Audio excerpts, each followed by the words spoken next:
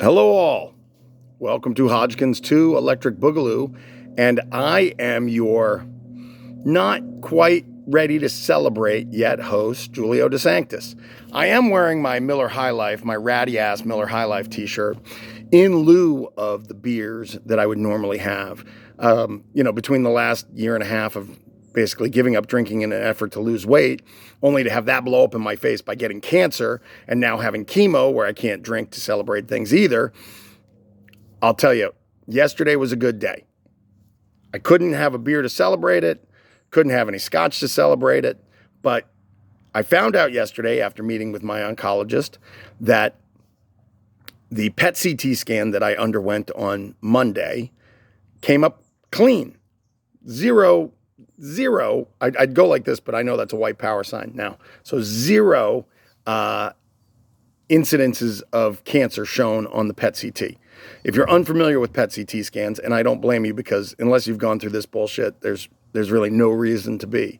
What they do is they put a radioactive isotope in your body, which is always a rather disconcerting thing to see when they break it out and they're like wearing all kinds of gear and you're just sitting there, right? I'm sitting there in the shirt and shorts I showed up in with my arm out waiting for them to inject me with this shit. I don't get any kind of protection. They're actually putting the radioactivity thing in me, but they're covered at least. I suppose they do a lot more in a day than I go through in a year, but either way, it's scary. Then you have to drink this awful liquid, and they've got like, I don't know how many flavors, 3 or 4 different flavors. Trust me when I tell you they all taste the same. They taste just terrible. It's like maybe Pepto-Bismol with some flavoring in it. It's gross. Although it's not minty like Pepto-Bismol. They have a strawberry flavor. They have a mocha, a chocolate, a vanilla. They're all terrible. But you drink it down, makes your stomach feel like lead. You go through the PET CT. Cancer lights up. Cancer goes like a neon color in your body thanks to the isotope and the stuff that you drink and all that. And I had nothing light up. So I'm technically in remission after just 2 rounds of chemo, like 8 days worth of chemo spread out over, I don't know, however many it was, 6 weeks, or less than that, probably 4 weeks, right? 4 days each time. I'm clean, which is great. And I still have to go through everything. I still have to finish the treatment in order to, hopefully achieve a cure. And as a result, I am trying really hard right now not to trash talk the cancer, right? Anybody who knows me knows I really enjoyed trash talk as a kid when I played sports.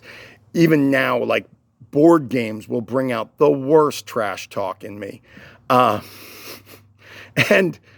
somewhere in the back of my head is, all those New England fans that I grew up playing in front of going like, scoreboard, you don't trash talk until the game is won. You act like you've been there before. And so I'm trying not to trash talk the cancer because I don't have necessarily it beat yet. And either way, that was the really good news. The other marginally good news that I find more amusing is that I was told by my oncologist that the schedulers who I had previously upset and then had to apologize to were very, appreciative of my apology. And she was very happy, my oncologist, that they had received it so well. And listen, I hate to, and much like the trash talk, anybody that knows me knows, I have no problem bringing up old arguments, but it seems fucking insane to me that people who are essentially, assistants, secretaries, whatever you want to call them, wield this amount of power. That me pointing out that they screwed up my schedule could upset them to the point that my oncologist becomes worried that they're upset and they're going to take it out on me. I mean, I understand that power corrupts and absolute power corrupts absolutely, as the old phrase goes, but these people are fucking schedulers. And I had to go apologize pointing out to them that they had scheduled too many things for in a period of time that I couldn't make them all. Oh, anyway, the good news is it looks like, at least for the meantime, I got cancer on the ropes. And like I said, I'm trying not to, to point out that for a second time in 10 years, I fucking dragged cancer down a back alley, gave it a beating of a lifetime, and sent it packing. That hasn't happened yet, but we're getting there. And don't think for a second that if this goes away in 6 weeks, that I'm going to somehow or another stop using cancer as an excuse to get out of literally everything, to get as much sympathy as possible at all times, and to constantly bring up the fact that 2 times in 10 years, I fucking kicked its ass. Again, I'm not saying it yet. I'm preemptively saying it. But things are looking good.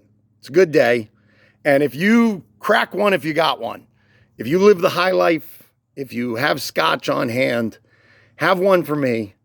Know that I would be there having one with you as well, if not for the chemo, if not for the cancer, if not for generally trying to, live a healthier lifestyle. All right. I still am irritated with the 30% of you who won't get vaccinated, but otherwise, I love you all. Fuck cancer. Let's keep fighting the good fight. And I'll be here tomorrow. Take care. Bye-bye.